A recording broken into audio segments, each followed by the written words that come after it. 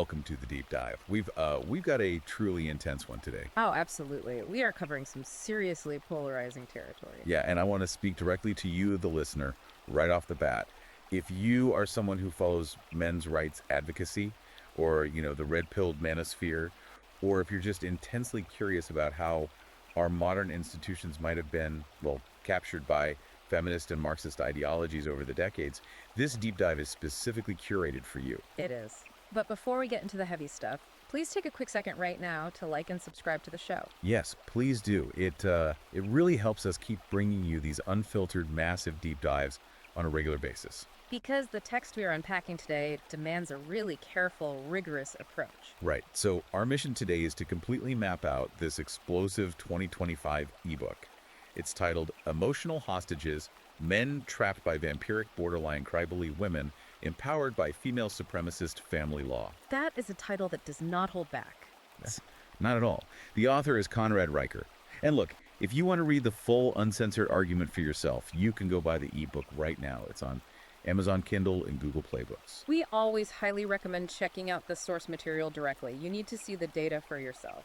Exactly. And you should also follow the author at Conrad Riker on Substack, just, to engage with his broader community. But before we jump into chapter 1, we really need to set some ground rules for this conversation. Right. Let me be perfectly clear with you, the listener, before we go any further. This source material contains highly politically charged, deeply polarizing viewpoints. Very much so. Our role here is strictly analytical. We are not taking sides.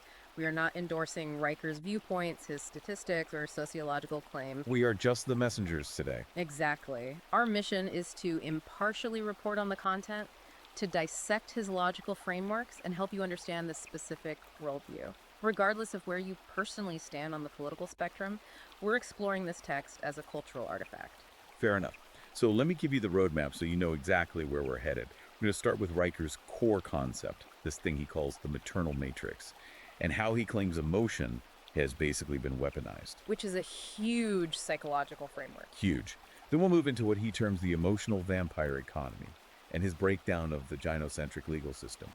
From there, we'll hit institutional capture, looking at the workplace, the death of merit, and the education system. And then we dig into the history. Right, the ideological roots, the Marxist-feminist convergence, and finally we will unpack his ultimate call to action for men, which is about rebellion, walking away, and the power of male brotherhood. It's an incredibly ambitious book. He connects very intimate living room relationship arguments to global macroeconomic shifts. Yeah, he really scales it up. So let's start with his foundational premise, because right from page 1, he flips the mainstream historical narrative completely upside down. He definitely does. He argues that the feminist movement of the 20th century, it didn't actually achieve equality. He says it instituted female supremacy and built this maternal matrix. Right. The idea being that society is now structured to treat women as eternal, innocent children who need constant state protection. And on the flip side, treating men as either disposable ATMs or eternal predators. And he anchors this massive claim with a really specific, kind of staggering data point from Sweden. Yes, the 2022 Swedish government budget data. Riker points out that Sweden spent $1.2 billion on various gender equality programs. Which is a massive number. It is. And according to his calculations, that sum is 14 times more per capita than the state spent on male suicide prevention initiatives. 14 times. Right. And he juxtaposes that financial gap with the grim reality that men account for roughly 80% of all suicides in Sweden. I mean, he literally writes in the book that the state would rather fund feminist art installations than stop men from killing themselves. It's a brutal indictment. It really is. Yeah. But how does he justify comparing those two specific things? Is he just throwing two random budget line items together to, shock the reader? Not in his framework. You have to understand how Riker views state budgets. He sees them as explicit moral documents. Okay, so follow the money to see what the state actually values. Exactly. He uses this data to claim that institutions have fundamentally devalued male life. He's saying this isn't just bureaucratic oversight.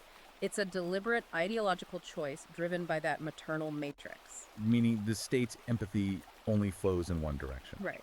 It flows exclusively toward women, while male suffering, even terminal suffering like suicide, is ignored. Or in some of the darker corners of social media discourse, it's actually framed as deserved. Wow. So that sets the stage. We don't live in a patriarchy, we live in a gynocratic totalitarianism. That's his phrase. But then he brings it down from the state level to the interpersonal level. He introduces this concept of the cry-bully playbook. Which is where he analyzes the tactical, everyday interactions between men and women. Yeah, he argues that tears aren't just genuine emotional reactions anymore. They are weaponized tools for social dominance. And he actually brings in evolutionary psychology to back this up, specifically citing a researcher named Orrin Hassan. Yes, Hassan's work focuses on the biological function of crying. He suggests that human tears originally evolved to signal acute helplessness. Like a survival mechanism. Exactly. It triggers an immediate mammalian caregiving response from the tribe. It lowers defenses, builds empathy. But Riker argues that in our modern female-dominated institutions, that pure biological mechanism has been hijacked. He calls it emotional jujitsu. It's a vivid term. And he lays out this very rigid 7-step program of the cry bully. He claims this is what women deploy in corporate or domestic fights to defeat male logic. Let me just run through these for you, the listener, because it's a very specific loop. Please do. Step 1, cry on cue. Step 2, use silence as a punishment. Let's pause on this first too. In Riker's view, crying on cue instantly alters the power dynamic. The moment tears hit, the man is automatically recast as the aggressor. Totally, regardless of the facts of the argument. Right. And step 2, the silent treatment. Riker frames this not as a woman needing space, but as a calculated withdrawal to induce anxiety. It forces the man to chase her and apologize just to get back to baseline communication. Which leads to step 3, initiate a whisper campaign to socially isolate the guy. Step 4, invoke trauma to elevate the moral stakes. That whisper campaign is crucial to his theory of female social aggression. It relies on networking rather than physical confrontation. Planting seeds of doubt with his friends or HR. Yes, and invoking trauma, bringing up past exes or childhood issues creates this shield. It makes any current criticism of her behavior seem like a cruel re-victimization. She can never be held accountable. Which brings us to step 5. Weaponize HR or the authorities. Step 6. Play the mother card, using kids as a shield. And finally, step 7. Accuse the man of gaslighting the second he brings facts into the argument. This entire playbook raises profound questions about how our culture mediates conflict. Riker is arguing that modern institutions, HR, family courts, universities, are programmed to automatically defer to whoever displays the most emotional distress. And statistically, that's women. Overwhelmingly. In this playbook, remaining calm or using factual evidence isn't just undervalued, it's actively punished as a sign of abuse. The moment step 1 happens, the man has lost. He points to TikTok trends to illustrate this. You know those viral videos where women film themselves crying in their cars? Oh, yes. The ones with millions of views. Right. And usually they're crying simply because a man stated a fact, or asked to split a bill, or set a basic boundary. And the titles are always like, he didn't even apologize, or dealing with a toxic narcissist. And the comment sections are just filled with absolute support for the woman. Exactly. Riker uses this as proof that male logic is culturally coded as cruelty. He sums it up with this brutal quote: "You don't win the argument, you win the sob." That phrase perfectly transitions into his psychological framing in Chapter 9, where he delves into the BPD spectrum. This is a heavy part of the book. BPD stands for borderline personality disorder. Yes, it's a clinical diagnosis. It's characterized by severe emotional volatility, an intense fear of abandonment, and impulsive behavior. And the stats he drops here are intense. He claims women are diagnosed with BPD 300% more often than men. But he's not just talking about the clinical psychiatry here. He's making a sociological claim about how these specific traits are leveraged for power. Like the stat about suicide threats. He cites that 40% of men in abusive relationships report being coerced into compliance by their partner explicitly threatening suicide. Which is terrifying. But what's fascinating about Riker's analysis is how society reacts to this. He claims this emotional hostage-taking isn't treated as a public health crisis requiring intervention. No, he says society rewards it. Exactly. He argues that extreme emotional outbursts and manipulation are labeled by lifestyle media as authentic or passionate. Or like an empowered woman who refuses to settle. Right. He argues the traditional maternal instinct to nurture has mutated into a need for absolute emotional control, perfectly disguised as chronic victimhood. And he points straight to reality TV to prove this. Yeah. He talks about shows like The Bachelorette, or figures like Khloe Kardashian and Cardi B. The pop culture examples are very telling. They are, because you see them screaming, throwing drinks, crying hysterically, being incredibly impulsive. And what happens? Their wealth skyrockets. They get brand deals. Society literally consumes out-of-control female emotion as high-value entertainment. And Riker points out the glaring double standard. If a man acted with that level of emotional volatility and physical aggression on television, he'd be arrested. He'd be completely canceled. Yeah. But for women, it builds a lifestyle brand. That double standard really is the beating heart of his first section. He's saying the maternal matrix conditions us to view female emotion as sacred and infallible, while male reason and stoicism are viewed as cold and abusive. And that emotional asymmetry is the foundation for the massive financial exploitation he details next. Right, the transition into the economic and legal spheres. Because if the maternal matrix dictates social interactions, what happens when you add lawyers and money to the mix? Riker calls this the emotional vampire economy. And the gynocentric legal system. Yes. He says there's a shadow economy built entirely on female emotional destitution, and it is funded by male labor. He calls it the monetization of distress. He uses some incredibly specific anecdotes to build this case. The Florida lawsuit is a prime example. Let's unpack that Florida case because the numbers are just insane. A yoga instructor sued her software developer ex-boyfriend in 2022 for $1.2 million In the basis of the lawsuit. because he allegedly failed to comfort her during a breakdown. Specifically, he didn't answer 37 text messages during a 3-hour window while he was at work. Let's do the math on that. That's a text every 4 or 5 minutes. For 3 straight hours. Now, the judge threw the case out, but Riker says the dismissal isn't the point. No, the social reaction is the point. Exactly. She went viral on TikTok talking about the lawsuit, getting millions of views with hashtags like hold him accountable and emotional abuse. Riker uses this to prove that female emotional needs have been elevated to the status of compensable legal damages in the public mind. He calls it emotional extortion with a viral marketing campaign. It's a business model for some people. He profiles this influencer he calls the Sad Girl CEO, Kayla R. She apparently makes $270,000 a year just posting highly produced sob stories about toxic men and her healing journey. And the irony he points out there is striking. It really is. She's in her early 30s, never married, no kids, yet she's monetized the narrative of male toxicity into a $250,000 salary. Her product is her own distress. He links this to what he calls parasitism with a progressivism logo. The idea that women are encouraged to make impulsive choices, and when the debt catches up, they just blame the patriarchy. Like the anecdote about the woman in Ohio. She collects $18K in welfare, lives rent-free with a boyfriend, and forces him to buy a massive lifted truck on his credit card, a debt she won't help her pay. All while taking out Klarna loans for expensive skincare and brunches in the name of self-love. Right. Riker uses her as an archetype of how the system, welfare, beta male compliance, easy credit, completely insulates her from the consequences of her actions. It's a vivid microeconomic picture. But Chapter 5 shifts to the formal legal system, specifically family court, which he views as the ultimate state enforcer of this economy. And the data he brings up here is terrifying for any guy thinking about marriage.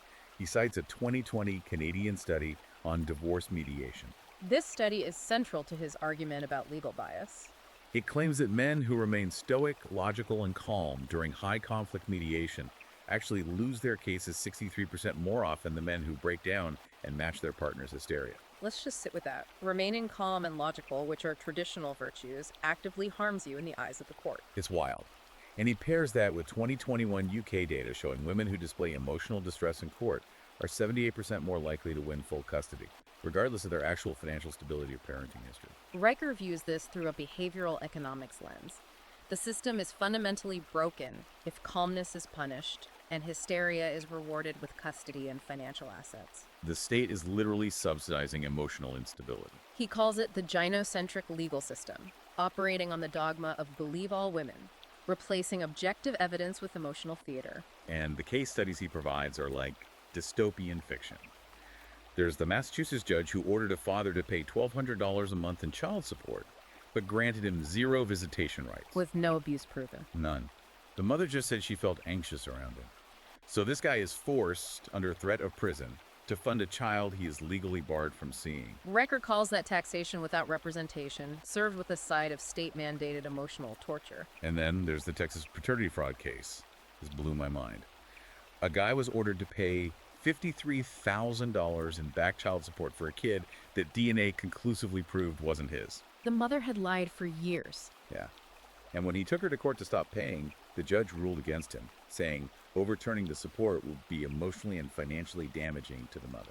The biological truth simply didn't matter. The woman's comfort overrode his right not to be defrauded. Which brings us to Riker's big synthesis of the double standard. Society gives women every right and protection with zero accountability. And conversely, gives men every responsibility, taxes, fighting wars, providing with zero inalienable rights when challenged by a woman. A system of legalized emotional extortion. It's an incredibly bleak landscape. But how does this system maintain control in everyday life without total collapse? That's his next section, institutional capture. Looking at the workplace, education, and the female hive mind. Let's talk about the GSR triad: gossip, shame, rally. This requires some explanation for listeners unfamiliar with relational aggression theories. Right. Riker says men historically used overt physical or verbal conflict to establish hierarchy, but women evolved covert tools. Step 1 is gossip establishing a negative narrative behind closed doors. Without giving the target a chance to defend himself. Exactly. Step 2 is shame, using that narrative to attack his moral character publicly. And step 3 is rally, mobilizing the group, or HR, to isolate and destroy him. And he connects this to the corporate world by pointing out that women currently hold 73% of HR roles in Fortune 500 companies. 73%, that's massive. It is. He argues the modern workplace isn't a meritocracy anymore, it's an emotional surveillance state. The GSR triad isn't just high school behavior now, it's institutionalized policy. Right, a guy's actual job performance matters less than how his vibe makes the female HR staff feel. He gives 2 terrifying examples. The Toronto therapist. A man with 17 five-star reviews, a spotless record. And he lost his professional license permanently. Why? Because one female patient claimed he gaslit her. He gently suggested her anger issues might stem from her own childhood trauma, not just toxic men. She claims severe emotional distress, and the licensing board, terrified of looking insensitive, revoked his license without a trial. A lifetime career destroyed by one unproven claim. And then he talks about Mark, the tech engineer. Mark had a normal, non-abusive breakup with his girlfriend. But her friends retaliated. Yes. Her 3 best friends bombarded Mark's HR department with emails claiming he was emotionally unsafe and highly toxic. No actual workplace incident occurred. HR just saw the influx of female distress and fired him within 48 hours to protect company culture. And his lawyers told him he couldn't even sue, because emotional safety is now a protected imperative. Riker uses Mark to show how a man's livelihood can be erased overnight just because a few women deploy the rally tactic. Which leads to Riker's critique on the death of merit. He argues that competence and objective metrics are being replaced by emotional theater and mandatory DEI pledges. Like the senior engineer at Google. Flawless code, generated revenue, totally respected, denied a promotion. Because he refused to sign a DEI pledge that called traditional merit a racist and patriarchal construct. He wouldn't submit to the ideology, so his competence didn't matter. And Riker shows how this is rotting the legal system from the ground up, looking at LSAC data for law schools. In 2023, women made up 56% of law school applicants. But Riker points out their bar passage rates are consistently 8 to 10% lower than men's. His interpretation here is very controversial. He claims law schools are artificially lowering standards to push women through and satisfy diversity metrics at the expense of highly qualified men. And the existential danger, according to Riker, is when these women become judges and prosecutors. They bring a worldview shaped by grievance and identity politics, not blind adherence to the Constitution. They'll twist the law to achieve outcomes that feel emotionally right for women, destroying the blind scales of justice. But he says this conditioning starts way before law school. He dedicates a big chunk of the book to the educational coup, the infantilization of men starting in elementary school. He argues modern schools are designed for female compliance. Sit still, be quiet, prioritize group harmony. And he points out the ADHD stats. Diagnoses are 4 times higher in boys than girls. The medical establishment views this as a diagnostic reality, but Riker flips it. He says the natural biological state of boys' energetic physical risk-taking is now viewed as a pathology. A disease to be cured by female teachers. And male teachers are down to 24%. So boys grow up in a totally female-controlled ecosystem. Because boys act like boys, they get punished and medicated. Riker calls the mass prescription of Ritalin to boys a form of chemical castration. forcing them into a docile, feminine behavioral cage. He argues the system doesn't want strong innovators, it wants obedient subjects. It conditions men to apologize for their natural instincts. Which sets them up perfectly to be subservient beta males in the corporate world later on. Yeah. And the media reinforces this constantly. Think about that 2022 Geico commercial he mentioned. Remember the flat tire? Yeah, the guy is sweating, completely befuddled, failing to change a tire. Then a smug woman pulls up, expertly changes it in 30 seconds, looks at the camera and smirks, "Man, am I right?" Riker sees that as a relentless cultural campaign of infantilizing men, portraying them as incompetent buffoons who need female supervision just to survive. Because if men are just oversized toddlers, it subconsciously justifies the maternal matrix running everything. It's an interlocking theory of capture: media, schools, courts, workplace. But he goes deeper into the history in Section 4, the ideological roots. This is fascinating for anyone into political history. The Marxist-feminist convergence. He makes a very bold claim here. He says feminism didn't just borrow from Marxism, it morphed into it. Swapping class struggle for gender struggle. Exactly. Traditional Marxism pits the oppressed proletariat against the wealthy bourgeoisie.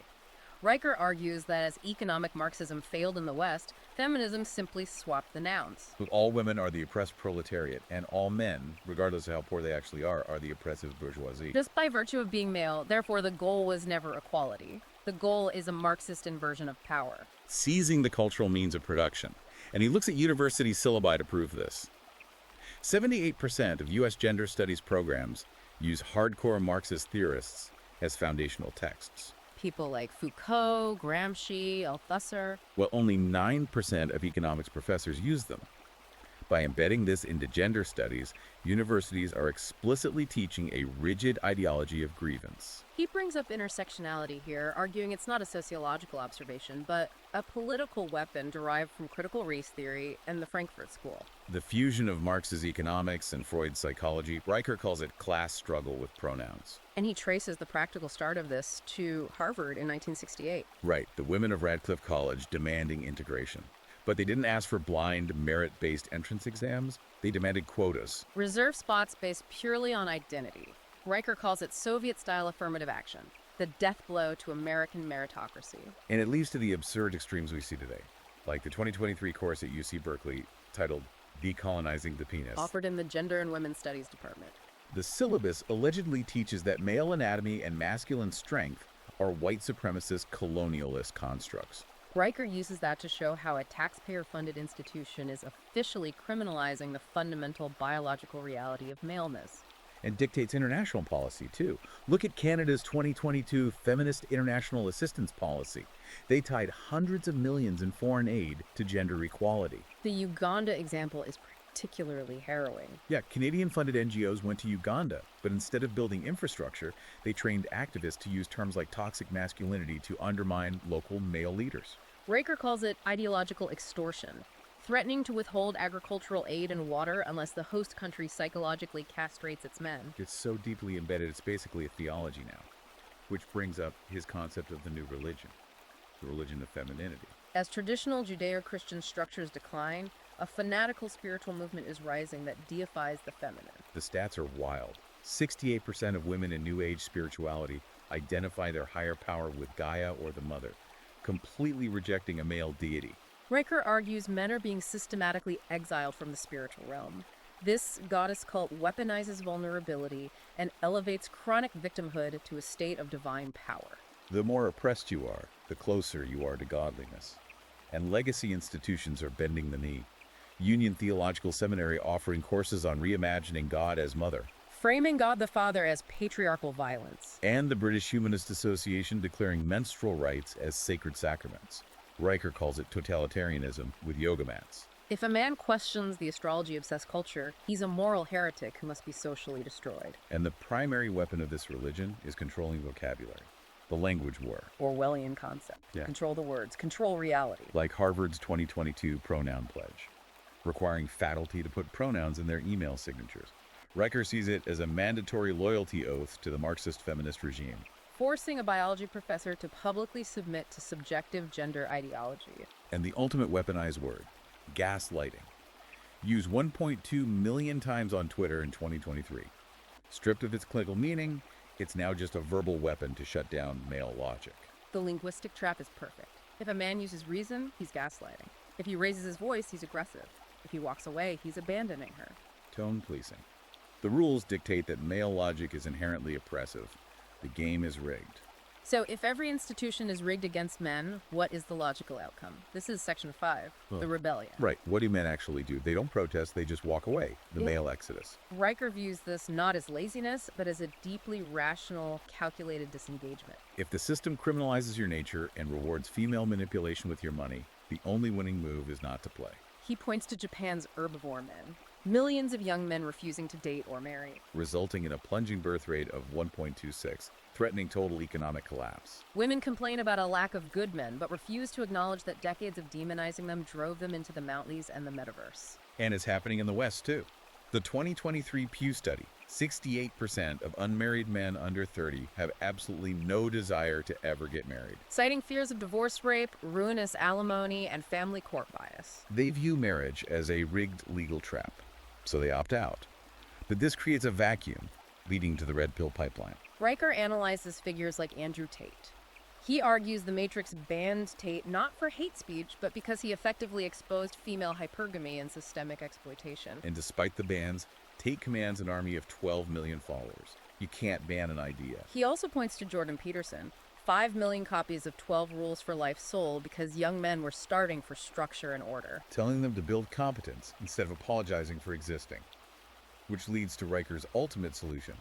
True male brotherhood. The only viable way forward. He cites a 2023 NIH confirmation showing men involved in structured in-person brotherhood groups are 40% less likely to suffer from depression. A massive public health statistic. Riker argues society pathologizes male bonding as toxic, while praising female gossip circles as empowerment.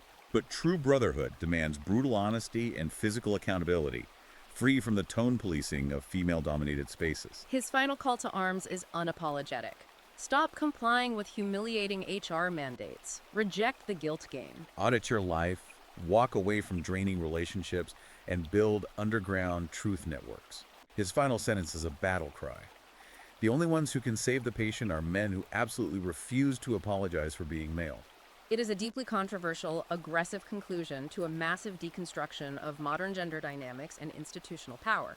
To summarize impartially, Riker posits Western civilization is captured by a Marxist feminist ideology that weaponizes female emotion. The maternal matrix. Yes, corrupting the legal system, destroying meritocracy, creating a parasitic economy. And until men fully disengage and forge unapologetic brotherhoods, civilization will collapse under this emotional extortion. It's a dense, provocative worldview. And as we wrap up, I want to leave you, the listener, with a final thought to mull over. Riker talks about the 68% of young men opting out. Let's run a macroeconomic thought experiment. Let's hear it.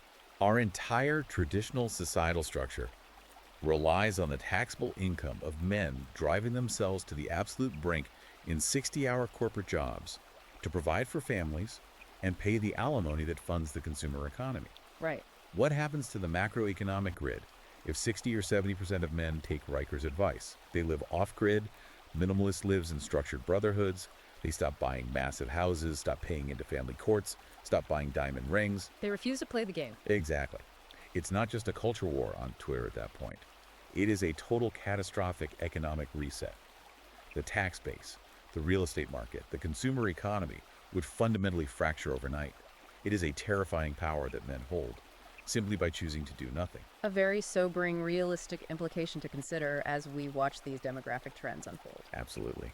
Thank you for joining us on this intense deep dive today. Please remember to like and subscribe to the show so we can keep bringing you these deep analyses. Yes, please do. And again, if you want to explore the source material and see the data we discussed, go to Amazon Kindle and Google Playbooks right now to buy the ebook Emotional Hostages.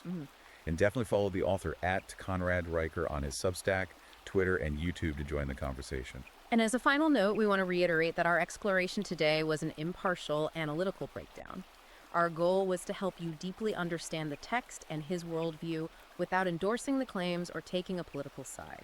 Read the text yourself, examine the data, and think critically.